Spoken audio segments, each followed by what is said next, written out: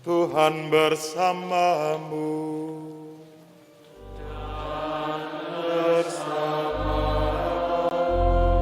Inilah Injil Yesus Kristus menurut Santo Matius.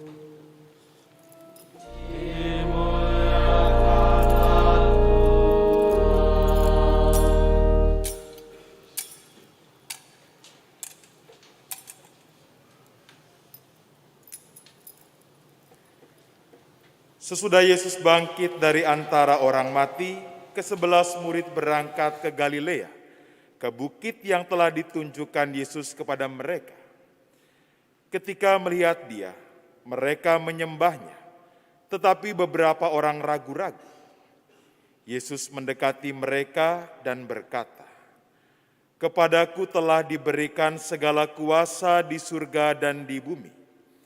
Karena itu pergilah, jadikanlah semua bangsa muridku dan baptislah mereka dalam nama Bapa dan Anak dan Roh Kudus. Dan ajarlah mereka melakukan segala sesuatu yang telah kuperintahkan kepadamu. Dan ketahuilah, aku menyertai kamu senantiasa sampai akhir zaman." Demikianlah sabda Tuhan. Terpujilah Kristus. Suster, bruder, frater, Bapak, Ibu, saudara-saudari, rekan-rekan muda dan adik-adikku yang terkasih dalam Kristus. Ketika menyiapkan renungan pada pagi hari ini, saya diingatkan beberapa tahun lalu ketika saya kecil, saya tertarik dengan sebuah iklan. Iklan ini adalah iklan sabun mandi dan juga deterjen. Cukup terkenal bahkan sampai saat ini masih eksis gitu ya. Yang menarik dalam iklan itu adalah digambarkan, jadi iklan itu pada zaman itu ya, kurang lebih tahun 90-an itu masih berupa gambar gitu ya. Nah, yang menarik dalam gambar itu adalah ketika iklan sabun ini digambarkan anak-anak yang sedang bermain lumpur. Dalam artian anak-anak yang bermain sepak bola di lapangan yang terbuka, lalu tanahnya kena air hujan dan akhirnya berlumpur. Jadi mereka bermain. Dan yang lain juga, iklan yang lain yaitu iklan deterjen, itu digambarkan beberapa anak yang sedang mencari kodok. Jadi bajunya itu kotor semua. Jadi dua iklan ini bagi saya cukup menarik. Mengapa? Karena digambarkan ya dunia anak-anak demikian. Bermain ya dengan seadanya, sebebasnya, kadangkala ya datang itu pada zaman itu ya, badan kotor, baju juga kotor dan segala macamnya.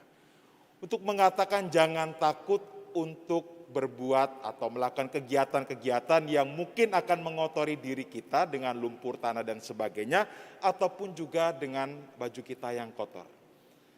Mungkin kalau zaman sekarang anak-anak bermain kotor pasti orang tua akan marah. Ini habis dari mana, bajunya putih, kotor, dan segala macam, pasti akan ada sebuah cerita-cerita yang menarik. Jadi dua iklan ini bagi saya cukup menarik ketika merenungkan konteks Injil yang baru saja kita dengarkan. Suster, bruder, Bapak, Ibu, saudara-saudari, rekan-rekan muda, dan adik-adikku yang terkasih dalam Kristus. Sebelum Injil dari Matius yang baru saja kita dengarkan, saya tertarik Injil yang beberapa hari lalu, yaitu hari Selasa. Dikatakan, Yesus mengatakan kepada para murid, "Akan lebih berguna bagi kamu jika aku pergi." Jadi konteksnya Yesus juga mempersiapkan diri para murid sebelum kepergian Yesus kembali kepada Bapa, naik ke surga.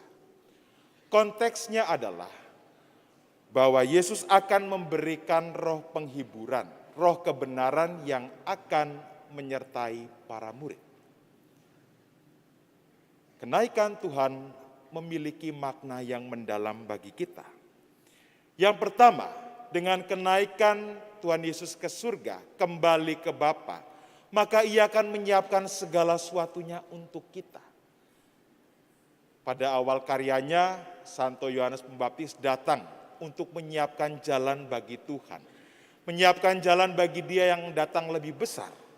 Tetapi sekarang ketika Yesus sudah mengalami seluruh pewartaannya di dunia ini, maka ia menyiapkan jalan untuk kita semua.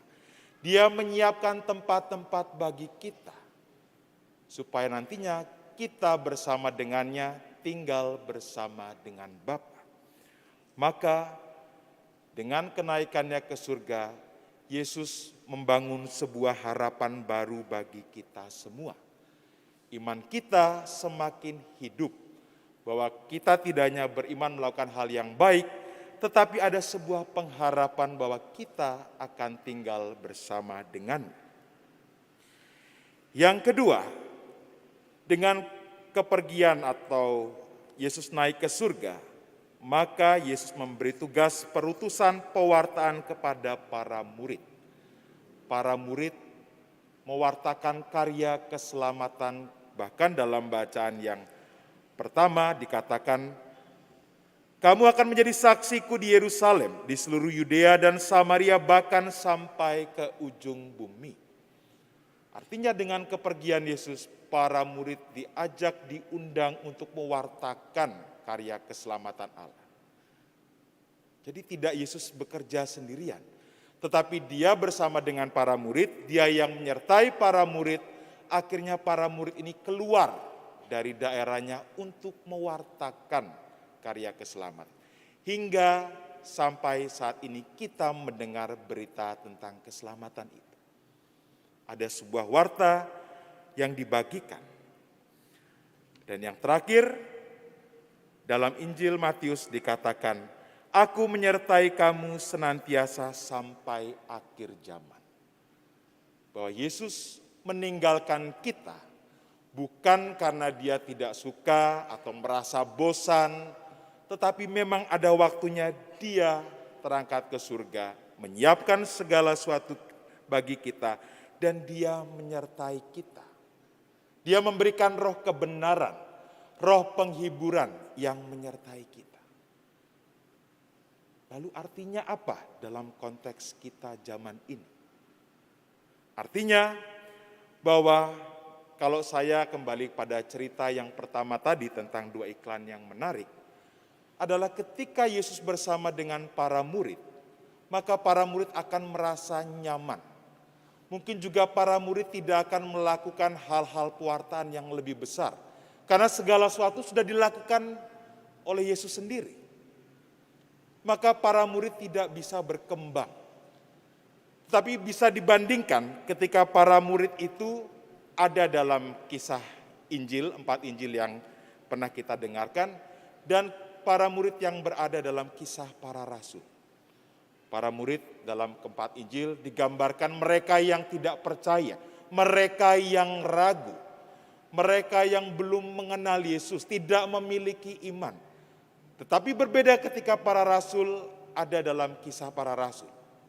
Digambarkan mereka yang keluar dari daerah, mereka yang mewartakan karya keselamatan, mereka yang melakukan mukjizat. Dan akhirnya mereka yang membaptis banyak orang dalam konteks zaman itu. Ada sebuah perubahan di dalam diri para rasul.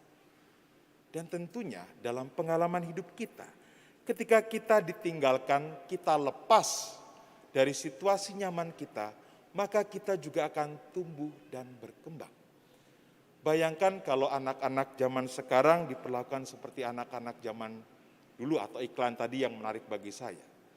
Pasti orang tua tidak merasa nyaman, tidak merasa senang. Atau juga mungkin malah khawatir gitu ya. Anak zaman sekarang bisa jadi tidak mengalami masa-masa dulu seperti kita.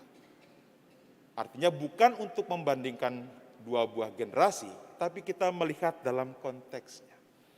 Ketika kita di sekolah dulu dimarahi orang tua, di guru, pasti kalau sampai rumah ditambah dimarahi oleh orang tua kita, bahkan juga dijewer, dipukul dan segala macamnya.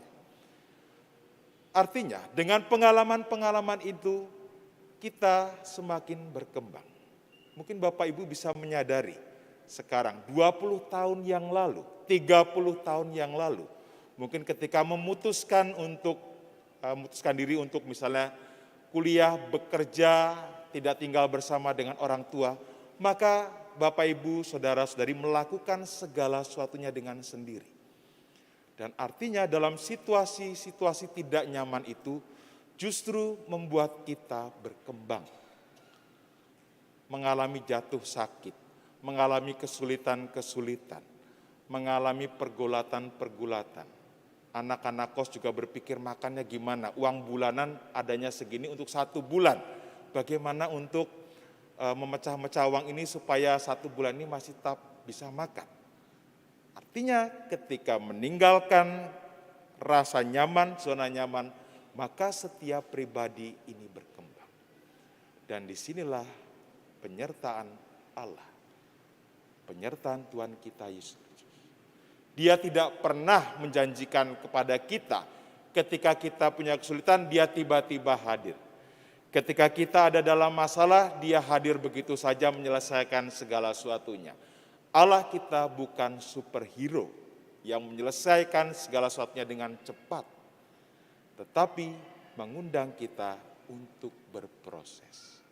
Dan kita membuka diri untuk ambil bagian dalam proses itu. Yang akhirnya nanti kita sebagaimana para murid didewasakan, dimampukan keluar dari zona nyaman kita dan akhirnya tumbuh berkembang. Jadi situasi-situasi yang kita alami yang mungkin saat ini kita anggap sebagai suatu yang berat, ya itulah yang membentuk kita sampai saat ini. Mungkin Bapak Ibu pernah berpikir, tidak nyangka ya bisa bertahan hidup sampai saat ini, dengan melewati melalui masa-masa yang tidak mudah. Tetapi persis disitulah iman kita semakin ditumbuhkan.